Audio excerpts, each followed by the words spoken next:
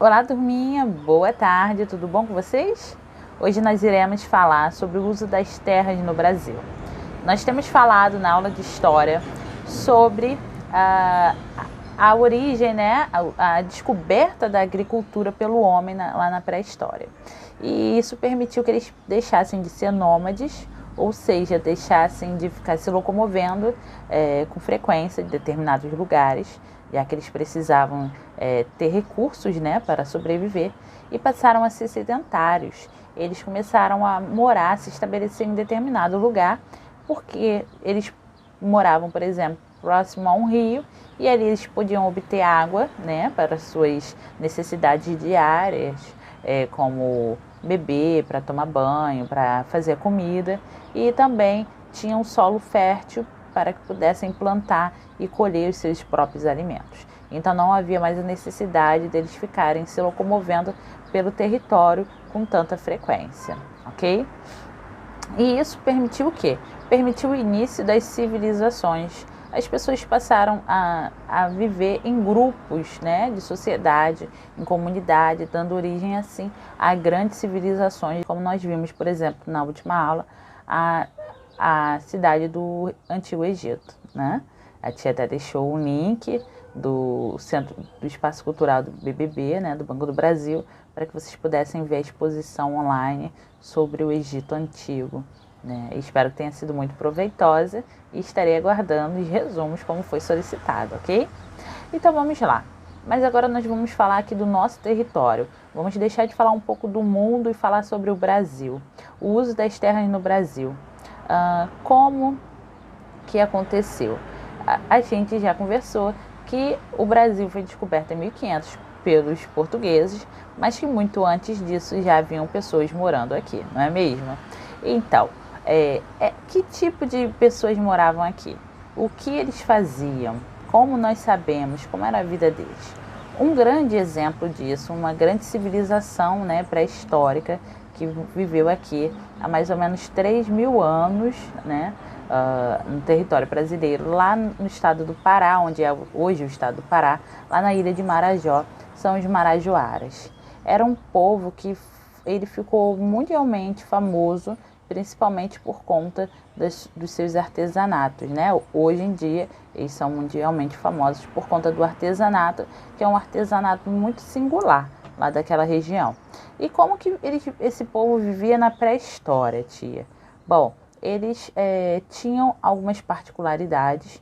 Por exemplo, eles viviam próximo a um rio, né, o rio Arari, e eles criaram montes, eles fizeram alguns montes para quando houvesse a cheia do rio, a cidade deles, a moradia deles, né, a cidade não, a moradia deles naquela época não fosse assim alagada. Então eles criaram montes que são chamados de tesos, ok? Esses montes formados por eles receberam esse nome de tesos. Então eles fizeram elevações e as suas moradias eram ali em cima. Então quando o rio Arari enchia, a casa deles, né, a comunidade deles ali não era alagada, porque estavam acima do nível do rio, né? Hoje em dia nós temos, por exemplo, as casas de palafita, né, que são em beiras de rios, que eles fazem com aquelas palafitas as casas bem altas, porque quando o rio enche, não alaga a casa e as pessoas conseguem sair com barco, né, com auxílio de barcos. Então era mais ou menos essa mesma ideia, só que eles faziam com terra. Então eles faziam montes e eles faziam suas casas lá em cima e não precisavam ficar se locomovendo quando o rio enchesse. E eles ficaram muito conhecidos pelo seu artesanato, como eu falei, mas eles também plantavam milho, mandiocas, algodão. Então, assim, foi um povo que soube aproveitar bastante ali o seu território, tá? Esse, né, um dos povos que viveram aqui no nosso território brasileiro, lá na época da pré-história. Mas também tiveram outros povos que também tiveram o uso da terra, né? Nós sabemos que os indígenas habitavam aqui. E os indígenas, eles também se locomoviam. Às vezes eles se locomoviam porque eles tinham esse costume de cuidar da natureza, né? A cultura indígena tem muito disso, eles cuidam da natureza. Então eles moravam em determinado local e ali eles caçavam, eles plantavam. Só que em determinado momento, quando eles viam que, por exemplo, a mata já não estava oferecendo tanto alimento, já não tinham tantos animais, eles se locomoviam para outro local, para que aquele local ali onde eles viviam pudesse se restabelecer novamente, os animais pudessem se reproduzir, as plantas tivessem força realmente novamente, né, para poder crescer. Então eles viviam também, às vezes, se locomovendo. E o que eles faziam? Quando eles chegavam em um determinado território, eles escolhiam, né, um local ali para morar, e eles queimavam aquela parte, tá? Botavam fogo ali naquela parte que eles queriam morar. E aí com aquelas cinzas, né, quando a gente queima algo, fica cinza ali. Com aquelas cinzas eles usavam para adubar a terra, né, como se fosse um adubo da terra. E assim a plantação surgia, era melhor, eles conseguiam colher com mais facilidade, né? Então tudo que a gente aduba a terra nasce melhor, cresce melhor. Então era isso que eles faziam, tá? E aí depois de 1500 os portugueses chegaram aqui. E os portugueses fizeram uso da terra, tia? Sim, os portugueses fizeram também uso da terra. Não fizeram um uso inteligente como os indígenas, né? Mas eles também fizeram uso da terra. Eles tiveram muito interesse por uma árvore nativa da região, né, da nossa Mata Atlântica, que depois deu origem ao nome do nosso país.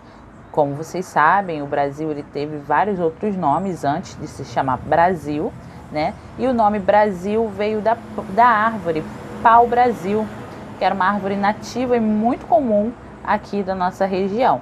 Hoje em dia nós temos, claro, essa árvore aqui, e também temos vários programas que fazem o plantio, né, dessas árvores para poder assim manter elas no seu ambiente natural, poder manter ali a mata original como era. Então, o que eles faziam com essa planta, tia?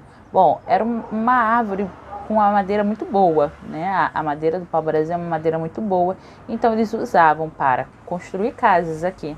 Eles enviavam essas árvores lá, a madeira, né, lá para a Europa para construir móvel, construir casa. Então eles comercializavam a madeira do pau-brasil. Então eles fizeram o uso sim da terra, né, principalmente por conta das madeiras que eles encontravam aqui. Era um uso consciente? Não, não era um uso consciente. Eles não derrubavam uma árvore e plantavam duas, não. Eles não tinham esse cuidado, né? E diferente dos povos indígenas, dos povos pré-históricos, que tinham esse cuidado, né? De se locomover, de plantar, de cuidar, porque a natureza é extremamente necessária. Você não pode simplesmente sair lá catando plantas, árvores, tudo, tirando tudo da natureza, achando que por mágica a natureza vai se restabelecer. O ser humano ele precisa, sim, ter um cuidado de replantar, fazer o replantio.